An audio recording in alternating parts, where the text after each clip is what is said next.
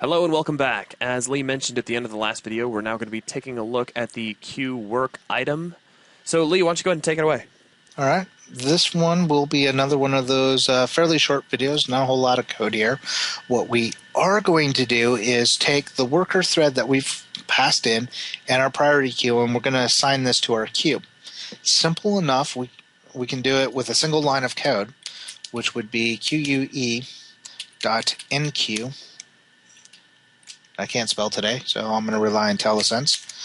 And we're going to pass in our worker thread and our priority. That would be the main functionality to pull this off. We're going to add some more code because if you look, we have a return type of bool.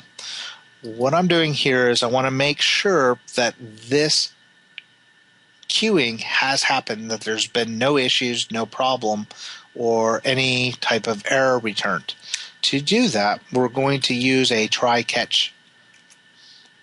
So if I hit tab, that gives us a try and a catch. So if I copy that, I can put it inside of our try.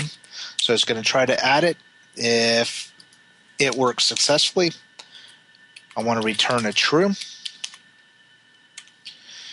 If it doesn't, I want to return a false. Okay. I'm not going to throw in an error. I just want to return a false. So this is some fault tolerance built in. So when you're queuing up your item, you can do a test to make sure that your thread has been queued up. This will provide that logic for you. Again, very, very simple.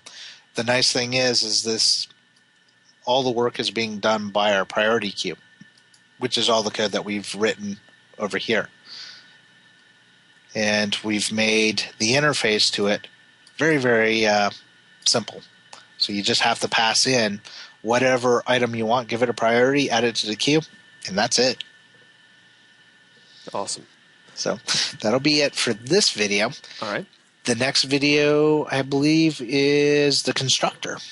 Okay. So we'll come back and we'll add the functionality to the MyThread pool constructor. All right. Thanks a lot for watching.